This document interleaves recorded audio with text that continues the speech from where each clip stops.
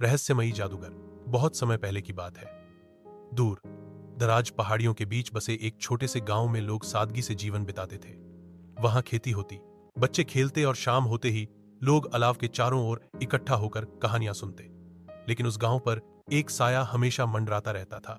जंगल के भीतर रहने वाला रहस्यमयी जादूगर। लोग कहते थे कि वह इंसान नहीं बल्कि अंधकार की कोई परछाई है जो मंत्र पढ़ते ही तूफान बुला सकता है, पत्थरों को सोना बना सकता है और इंसान की आत्मा कैद कर सकता है।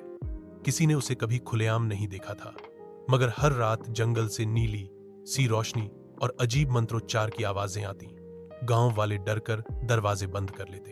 पहला सामना गांव के मुखिया का बेटा अर्जुन बहुत साहसी और जिज्ञासु था। वह हमेशा सोचता, अगर सच में जादूगर है तो कोई उसके पास जाकर देखे क्यों नहीं। एक दिन उसने ठान लिया कि वह उस जादूगर से मिलेगा। रात होते ही मशाल लेकर वह अकेला जंगल की ओर निकल पड़ा। पेड़ पौधे अंधेरे में किसी दानव की तरह लग रहे थे। पत्तों की सरसराहट में डर समाया हुआ था। अचानक उसे दूर एक गुफा से नीली रोशनी झिलमिलाती दिखाई दी। अर्जुन धीरे धीरे आगे बढ़ा। गुफा के अंदर उसने देखा लंबा कद, सफेद बाल और काली चोगा पहने एक बूढ़ा व्यक्ति मंत्र पढ़ रहा था। उसके सामने एक विशाल काला दर्पण रखा था जिसमें अजीब सी परछाइयां नाच रही थीं। जैसे ही अर्जुन ने कदम बढ़ाया, बूढ़े की नजर उस पर पड़ी। उसकी आंखें अंगारों की तरह लाल चमक उठी। कौन है वहां? उसकी भारी आवाज गुफा में गूंज गई। अर्जुन कांपते हुए बोला, मैं गांव से आया हूं। लोग कहते हैं आप जादूगर हैं। मैं देखना चाहता था कि यह सच है या नहीं। जादूगर हंसा, सच देखने की कीमत चुकानी पड़ती है लड़के। रहस्य का खुलासा। जादूगर ने अर्जुन की ओर हाथ बढ़ाया। हवा अचानक भारी हो गई और अर्जुन का शरीर मानो किसी अदृश्य शक्ति से बंध गया। वह हिल भी नहीं पा रहा था। तभी दर्पण से आवाज आई, इसे मत मारो, यही वह है जिसकी तलाश तुम्हें सदियों से थी। अर्जुन की आंखें फटी रह गईं। दर्पण बोल रहा था। जादूगर ने धीरे से कहा, यह दर्पण मेरी आत्मा है। बहुत पहले मैं एक महान विद्वान था। ज्ञान और शक्ति की तलाश में मैंने निषिद्ध मंत्र पढ़े और श्रापित हो गया। अब मेरी आत्मा इस दर्पण में कैद है और जब तक कोई सच्चा निडर इंसान नहीं आता, मैं मुक्त नहीं हो सकता।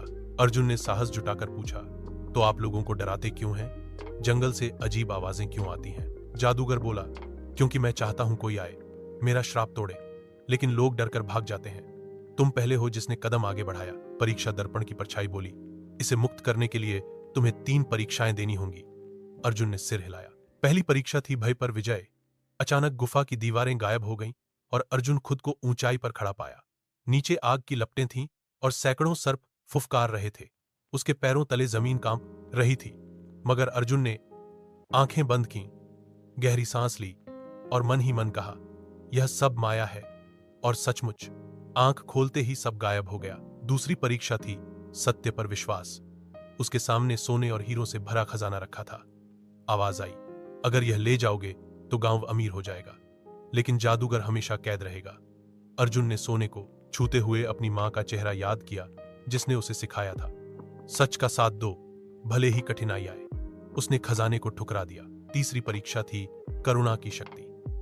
अब उसके सामने खुद जादूगर घुटनों के बल गिरा हुआ दिखाई दिया, रोते हुए, मुझे मत छोड़ो, मैं हमेशा अंधेरे में कैद रहूंगा। अर्जुन ने बिना सोचे उसका हाथ पकड़ लिया और कहा, मैं तुम्हें मुक्त करूंगा। अंत का चमत्कार। जैसे ही अर्जुन ने हाथ थामा, दर्पण टूटकर बिखर गया।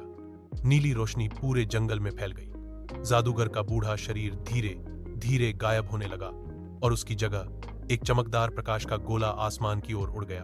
एक गूंजती आवाज आई, धन्यवाद अर्जुन, तुमने मुझे मुक्त किया। अब यह जंगल और गांव हमेशा सुरक्षित रहेंगे। अर्जुन अकेला गुफा में रह गया, मगर अब डर नहीं था। वह वापस गांव लौटा। सब लोग उसे देखकर हैरान रह गए। उसने पूरी कहानी सुनाई। गांव वालों की आंखों से डर उतर गया और वे खुशी से झूम उठे। उस दिन से जंगल शांत हो गया। कोई नीली रोशनी नहीं, कोई अजीब आवाज नहीं। लोग अर्जुन को नायक मानने लगे। सीख समय बीत गया। अर्जुन बूढ़ा हुआ, मगर बच्चों को हमेशा यही सिखाता, सच्चा साहस डर की अनुपस्थिति नहीं है, बल्कि डर का सामना करना है। और सबसे बड़ी शक्ति सोने हीरो में नहीं, बल्कि करुणा और सत्य में है। गांव के लोग उसे कभी अर्जुन और कभी जादूगर का मुक्तिदाता कहते, और उस जंगल की कहानियां आने वाली पीढ़ियों तक सुनाई जाती रहीं।